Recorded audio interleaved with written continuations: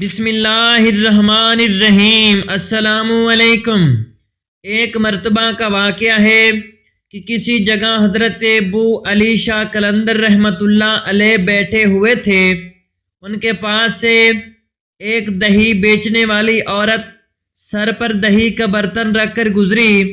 آپ رحمۃ اللہ علیہ نے اسے روک کر دریافت کیا کہ دہی بیچو گی؟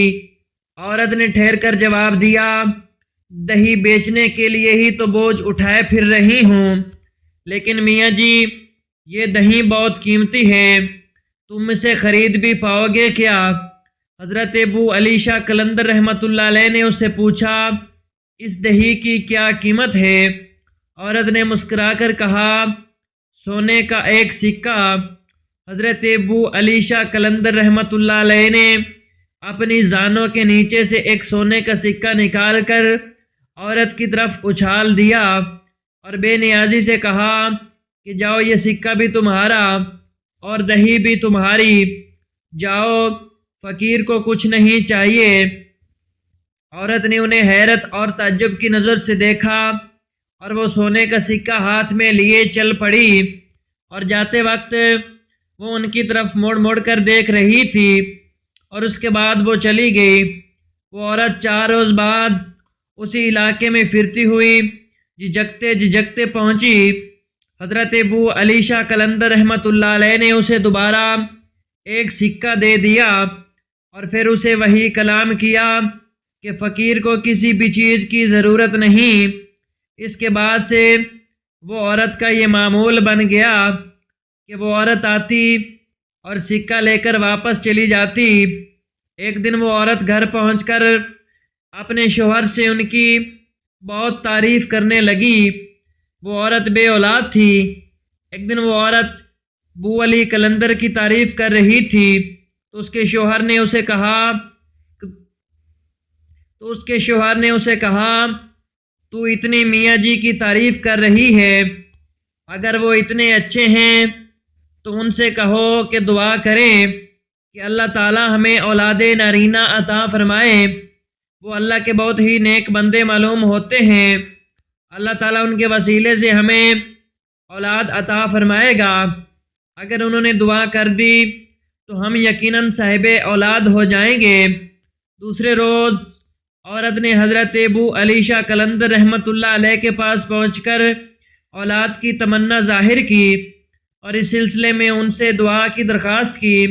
حضرت ابو علی شاہ قلندر رحمۃ اللہ علیہ نے اس سے کہا، جاؤ اپنے محلے میں اعلان کرا دو کہ جس کے یہاں اولاد نہیں ہوتی وہ یہاں آئے، ہم ان کے لیے دعا کریں گے کہ اللہ تعالیٰ انہیں نیک اور صالحہ اولاد عطا فرمائیں۔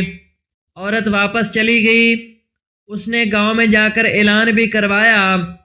تیسرے روز وہ عورت سبھی عورتوں کو لے کر حضرت ابو علی شاہ قلندر رحمۃ اللہ علیہ کے پاس پہنچی۔ حضرت ابو علی شاہ قلندر رحمۃ اللہ علیہ نے کسی کھانے والی چیز پر دم کیا اور اس کا تھوڑا تھوڑا حصہ تمام عورتوں کو کھلا دیا۔ ایک عورت کو چھوڑ کر ساری عورتوں نے کھایا۔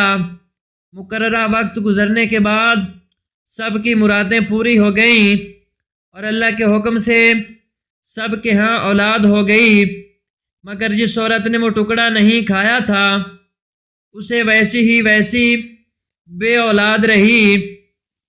اولاد حاصل کرنے والی عورتوں نے عقیدت کے طور پر دہی کی ایک تھیلیاں حضرت ابو علی شاہ قلندر رحمۃ اللہ علیہ کی خدمت میں حاضر کیں۔ حضرت ابو علی شاہ قلندر رحمۃ اللہ علیہ نے ان کے نذرانے کو قبول کر لیا۔ ان عورتوں میں وہ عورت بھی شامل تھی جس نے کھانے کا ٹکڑا نہیں کھایا تھا، اور جو اولاد سے محروم تھی وہ بہت غمگین اور پریشان کھڑی ہوئی تھی۔ حضرت ابو علی شاہ قلندر رحمۃ اللہ علیہ نے ان سے پوچھا، تم غمگین کیوں ہو؟ اس نے سارا ماجرا سنایا۔ کہنے لگی، آپ کا دیا ہوا کھانے کا ٹکڑا میں منہ میں رکھنے کی بجائے ایک پتھر کے نیچے رکھ کر آ گئی تھی۔ حضرت ابو علی شاہ قلندر رحمۃ اللہ علیہ نے اس سے پوچھا، اس میں غمگین ہونے کی کیا بات ہے؟ اللہ تعالیٰ تیری بھی مراد پوری کر دے گا۔ اس کے بعد سبھی عورتیں چلی گئیں اور آپ کی زبان سے دعا نکلی تھی کہ اللہ تعالیٰ تیری بھی مراد پوری کرے گا۔ اس کی برکت سے اللہ تعالیٰ نے اس عورت کو بھی اولاد نرینہ عطا فرما دی۔